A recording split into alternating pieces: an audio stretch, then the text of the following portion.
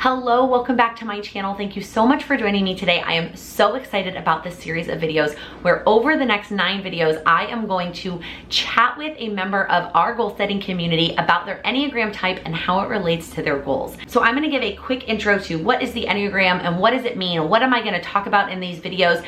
I'm gonna plop this intro in front of each of the videos in case you only click on the one that is your type. But if you are watching more than one of these Enneagram videos, click the timestamp in the description to jump to the chat part of the video. So let's start with what is the Enneagram. The Enneagram is a personality test that breaks people up into 9 distinct personality types. And just like other personality tests, each of us have a little bit of all 9 types in us somehow. But the Enneagram pulls forward which one is your core desire, which one is dominant over the rest, your core desires, your core fears, what really gets you going. And again, just like every other personality test, there is so much information out there, and everything you read, every book, every article is going to give you different information about the different types. And so there might be some things I share that you completely relate to and some things I don't relate to. And then there might be some things in the other type videos that you relate to as well. I also want to make sure you know there is a lot of information related to the Enneagram that we're not going to get into in these videos. There are subtypes, there are wings.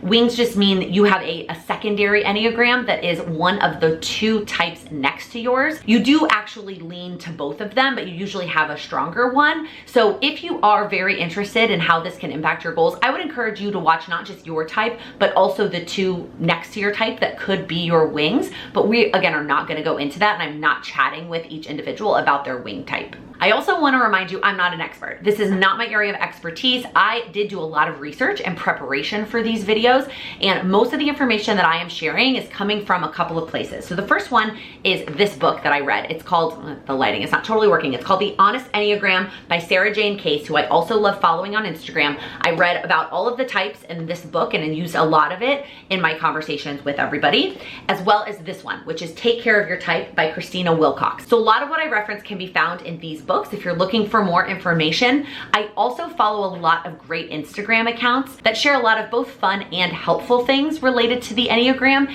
And so over the course of the videos, I will pop up some fun things and you'll see the Instagram handle captioned at the bottom, and I will leave the Instagram accounts linked down below as well. Those are sort of the ongoing places that I get my Enneagram information and just learn a little bit more about myself. So the last thing I want to let you know is as we go through each of the chats, I'm going to be talking about that type as a whole, some of the strengths of that type and how it relates to goals, and then some of the struggles that that type will have and how to overcome that to help you achieve your goals. One of the biggest takeaways in all the research I did for these videos and as it relates to the Enneagram is we're not trying to change ourselves. We're trying to learn how we operate and what drives us and how to utilize that to achieve our goals. And that one of the main reasons why we do struggle to achieve our goals is that we try to do it like everybody else, right? Maybe you watch videos of people on YouTube or follow them on Instagram and you try to achieve your goals in the exact same way that they are, but you're a totally different personality type than them. And there is a quote from one of the books that I don't want to mess up. It says, "One of the biggest mistakes I see my clients make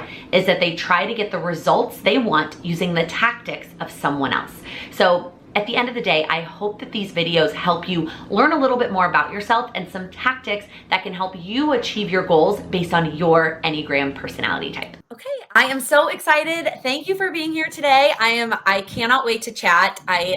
Your lighting is amazing. You look absolutely stunning. Amazing.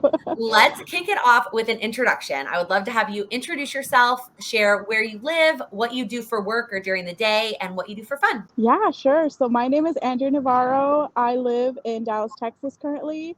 I am an auditor, so an accountant really. And what I do for fun, well, I'm an Enneagram 7, so I'll do Everything's anything fun. once. Yes, lately I've been loving to join reading. I'm studying for the CPA exam, so not fun, but I love movies. I love traveling, so anything and everything counts. All right. If you are comfortable sharing, what are some of your top goals for 2022?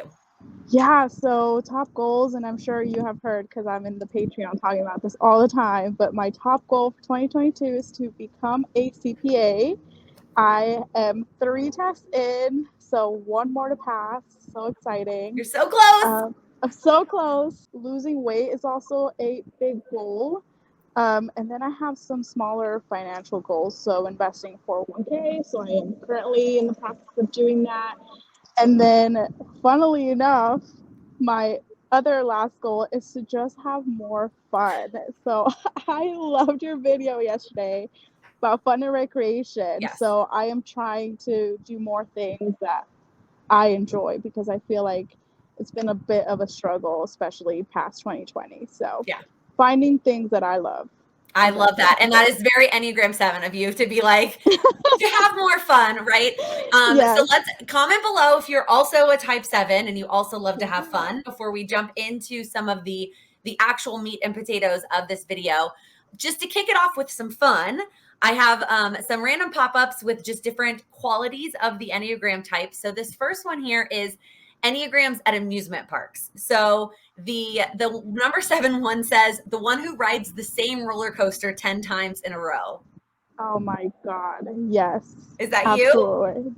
Absolutely. I kind of don't even understand people who don't like roller coasters. I'm like, how do you not? And then we have Six Flags down here, so it's definitely like I go on the same ones. And then also, we are planning a trip to Disney World with my family over the summer, and I have the total list of all the roller coasters twice. You're ready.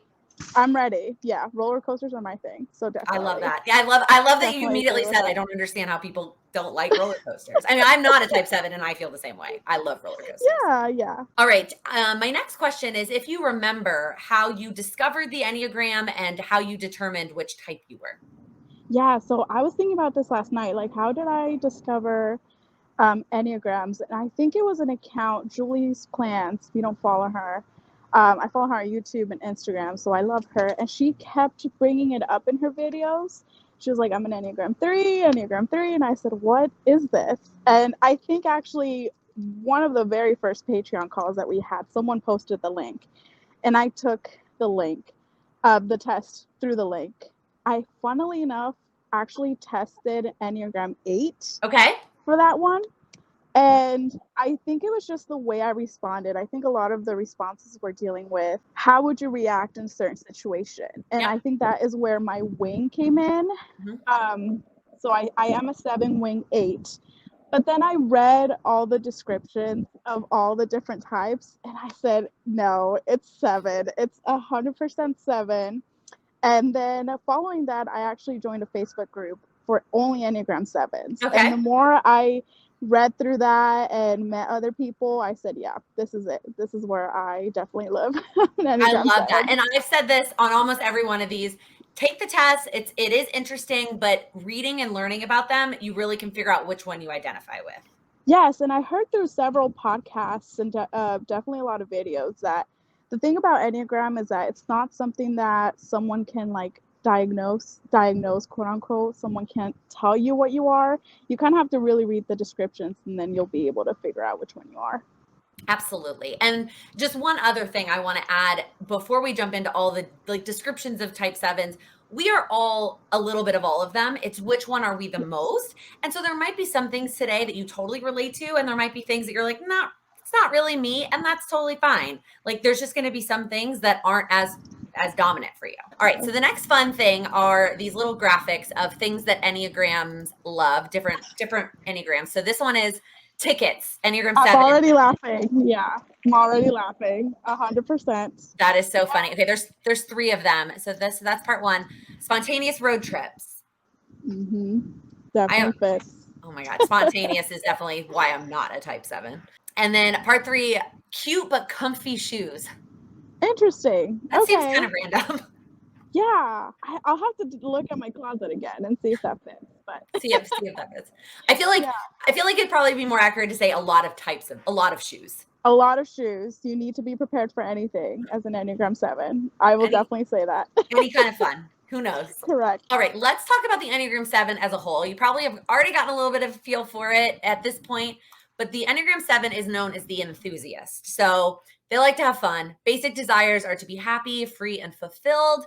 Basic fears are being deprived and trapped in negative emotions or being without adventure. Feel like that's true? Yes, definitely. And then their ultimate motivators are to experience life at its fullest and avoid things that interfere with their freedom. Yes. That is the Enneagram 7 in a nutshell. Here's another fun little pop-up are the common thoughts of each Enneagram. So the Enneagram 7 is, what can I do next? Yes. That is There's so funny. always a next step. I would say definitely not even in like you're in trouble, what do I need to do next, or what's the next best thing? It's like we hate being bored, we hate being still.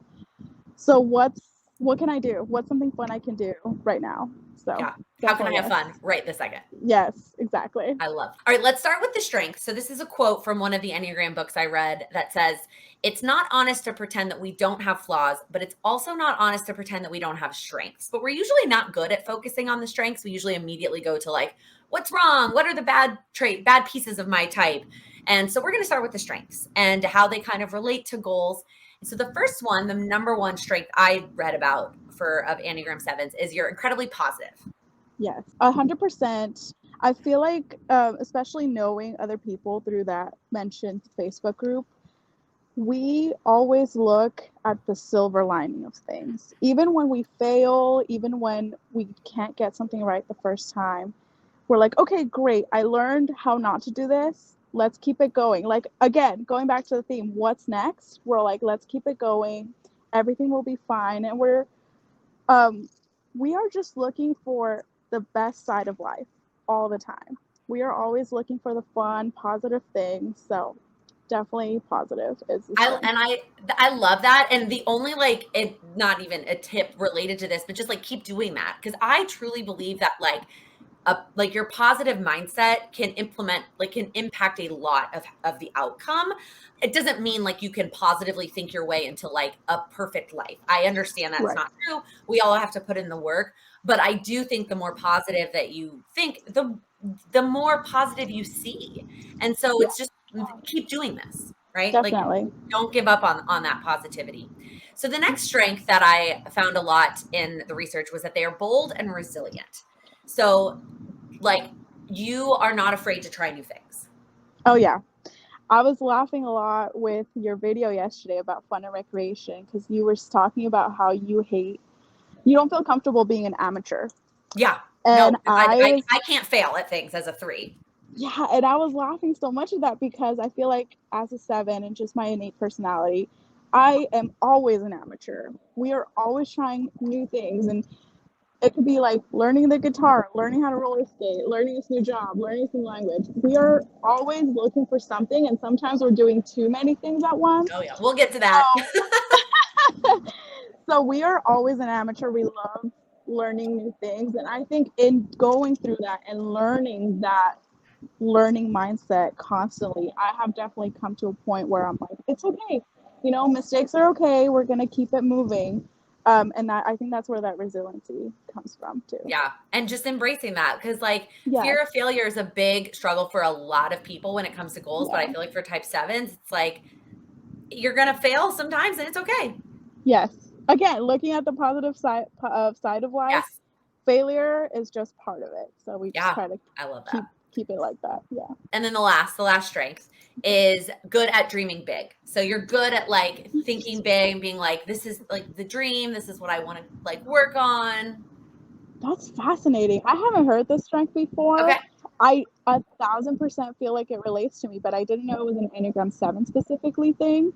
Ever since I was a little girl, I kind of already knew what my life looked like, and I am definitely a dreamer, and I'm definitely a big picture thinker. I know I mentioned I'm an accountant, so a lot of people are thinking, oh, you're a detail person, you're in the numbers, and that's absolutely not true.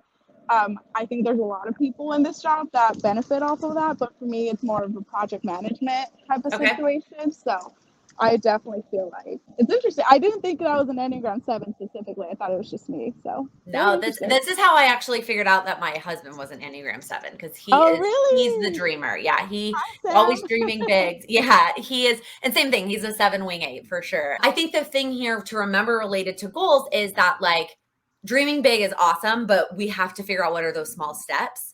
And so just always reminding yourself how those small steps relate back to your big dream. The next, we're going to move into some of the struggles. And I want to pop up this quote first that says, the core of using the Enneagram is to grow into your best, most authentic self.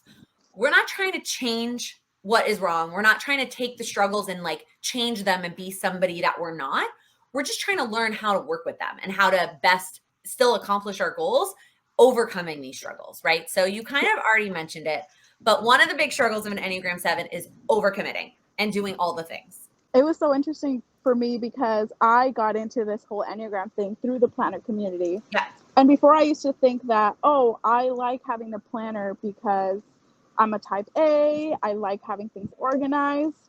But the more I dug into the Enneagram 7, I came to find out that wasn't true at all. The reason why I have a planner is so that I can fit everything I have to do into one day, both like commitments, like serious commitments, and then also fun. Like I like to be able to tell people, yes, RSVP me for that event, that party, that anything else. Right. That was very interesting to me, and that's also how I knew for sure I was an Enneagram 7. I love that. Yeah. So it can come from like the FOMO, right? Not wanting to miss out on what the things are.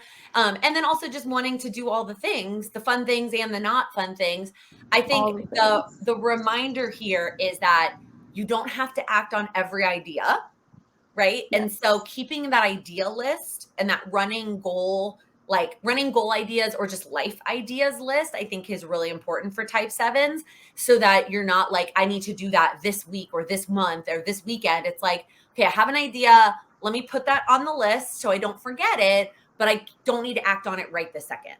Yes. Also, I feel I have learned too that a lot of us find relief in different things. We are a gluttonous group, so it could be an excess of things, and that could be actually very harmful for us. So I have tried to learn to be a healthy Enneagram 7 by taking care of myself. Saying no sometimes is okay. Keeping quiet and still in one place is okay. Maybe not as big as doses as many other Enneagram types, but for 7, a little bit, it's okay. And I have tried to learn that.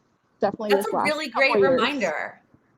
Yeah, we are overdoing it, and we are givers. We give a lot of ourselves, but sometimes we need to re-energize and give ourselves back. So COVID and 2020 hit, and we're still recovering, and I think that was a big lesson for all of us. That's true. And probably was tough for 7s for sure. You know, other types probably were okay with like staying home and being cozy, and you guys were like, I want to go do things and have fun, and what is this? Yes, we had to have monthly Zoom meetings just to support each other because we were like, we don't know what to do anymore. What do you mean I can't go outside? I can't. Traveling was really rough for a lot of people. We are travelers. I have like 8 trips booked already this year. Oh my gosh. And not traveling was really, really hard for all of us. So that is so interesting. All right, the next one is something that you kind of brought up a little bit, I think, when you were talking about why you felt like you need a planner, and that is 7s can sometimes ignore other responsibilities, right? They're focused on the fun and the excitement and what's spontaneous and what's next, and sometimes that they might let go of some other like things that we have to do as grown-ups. Yeah. Having serious conversations and tough conversations with 7 might be hard sometimes. I think unhealthy 7 types tend to just ignore the emotions. We just don't want to deal with it. We want to have fun. We want to keep it going. So having serious conversations and settling down and doing the things that you have to do first before the fun stuff is a bit of a learning curve for us. So yeah, I'll definitely agree with this one for sure. I'm sure. I think it's also like, it's okay, like plan both things, right? You were talking about using your planner. So plan the responsibilities, right? Checking in with the budget, the adult type things, but then also plan for fun, right? Like plan those fun things, or even just plan, like I could see an Enneagram 7 benefiting from like planning for 1 hour of spontaneity per day, right? Like you just get to do whatever you want to do in that hour. It can be whatever, after you've already done the responsible things. Yes, I have to set time for myself in my work schedule and be like, we're going to be serious now. And then everything else you can do however you feel. Right. This is serious time. Everything else can be fun time. Yes. I love that. So the last struggle is not really related to these, but it's that they might move on too quickly from things. So like starting a new habit, trying it out, but then being like, okay, I'm done. Like what's next? On to the next thing, instead of committing to it for a certain amount of time. Oh my gosh. My word for 2021 last year was consistency. It was really rough for me, and I learned a lot And so especially going with goals, like, yes, we might look good on paper that we have so many things, like, oh, we're so talented. But the truth is, we are not experts. We are a jack of many trades, but it's not always a good thing because you don't get to really dive in. Maybe you don't really find out what you're actually passionate about. You're just doing things to do things. And then for me, consistency was something that I definitely struggled with, and trying to be purposeful about it. It takes a lot of brain power for us. Yeah. I'm sure. And so I think the tip I was thinking of here related to this struggle is, first off, making it smaller, right? Because then that kind of goes back to what you were saying about making, like, a little bit is still enough. Like, we don't Yeah. need to be doing all of it. And making it smaller is going to make it easier to be consistent. And then maybe it's setting timelines that are like, I'm going to commit to doing this for at least 30 days. Like most Enneagrams, it's like the other way around. Like we're trying to get to 30 days from like a not giving up. And for sevens, it's like, I'm just moving on. And so yours is like, I need to get, like, I'm going to commit to doing this for 30 days before I move on to something else. Yes, 100%. Yes. Yes. That is all that I have in terms of my struggles, but I would love to hear if you have any other questions, goal related, any other struggles that you feel like you have as a type 7. So I think I mentioned this a little bit earlier that we struggle a lot with excess. So I have been on this health journey with my weight loss, as I mentioned, as part of my goals this year, where I find that my go-to escape is emotional eating. But it's because I overdo it.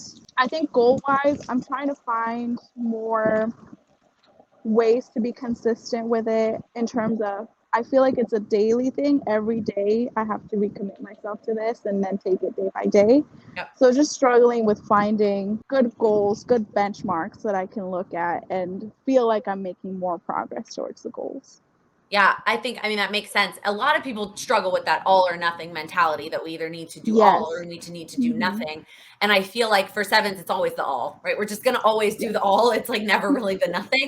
But knowing that it doesn't always have to be the all, right? Like there's not, you can't consistently always have it all. So you've got to rein it in a little bit. And so practicing setting those more realistic goals. And I think one thing that you could work on is starting smaller, right? Like something like emotional eating, that's a lot. Like there's a lot involved in that, both like mentally and physically, and just like a lot. And so starting with limiting yourself on something that might be a little bit easier, just to practice the art, not art, it's not really an art, but like, you know what I mean? Just to practice limiting yourself and making it something smaller. Like maybe it's something like watching TV. Like you don't need to watch the entire season in one day, right? Like cut yourself off and be like, you're done after 2 episodes, and building that muscle of cutting yourself off. That's and great. Doing something smaller, if that makes sense. That feels great. Yeah. Yes. I agree with that. I feel like knowing that you don't have to have, like, I'm thinking of like, if I'm buying a pack of cookies, I don't have to eat the whole pack in one day. I can grab a couple and eat those and enjoy them and then keep the rest for later days. I feel like that's you can mentality. It's going to be hard for sure. Like that is definitely one of those like hard goals to work through for sure. I think the other thing that you could try is starting smaller, right? So like in that example, and someone's going to come at me for this, like saying this, but like I'm going off of that example, is that not going from the whole bag to like the serving size. That is a massive jump. So going from the whole bag to like all but 2, like, and I know that feels ridiculous to be like, I'm going to eat the entire bag except for 2 cookies. You're like, that's still a lot of cookies. I get it, but that's better than the whole bag. And it's practicing the restraint. Exactly. Yes. I think for my brain, I need to understand it doesn't have to be the whole thing. Right. I think it will feel a lot more like a win if I even leave 1 or 2, like you said. It'll feel more of a win for me to know that it wasn't the whole thing. Right. And then the next time you leave 3 to 4. And then the next time you leave until you get to whatever you're comfortable with, which by the way, I know I've said this in a lot of other videos recently, but like what you're comfortable with doesn't have to be the 0 either, right? It doesn't have to be no cookies, but working your way backwards slowly instead of going from the whole bag to like 2 cookies. Yeah, I think that's great advice. I'll definitely implement it for sure. Yeah, and other type 7s, if there's something that you struggle with, right, it doesn't have to be the cookies. It can be whatever it is where you feel like I'm doing the whole thing and I want to get down to something smaller. Like you can't even see my hand. I'm like pretending you can see my hand.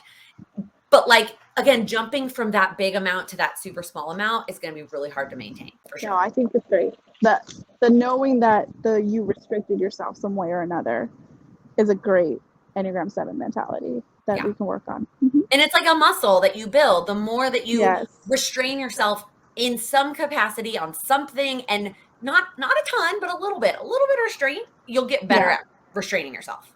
Yeah. So the last like fun little pop-up I have is a notes to each of the Enneagram types. So the Enneagram 7 one says, "You make me smile," which I feel like is just like, that's how we all feel about the Enneagram 7s in our life, is they just like make us happy and they're just fun. That's so sweet. You know, we love bringing positivity to other people. We love allowing other people to feel included. We appreciate that y'all appreciate us. Yes, absolutely.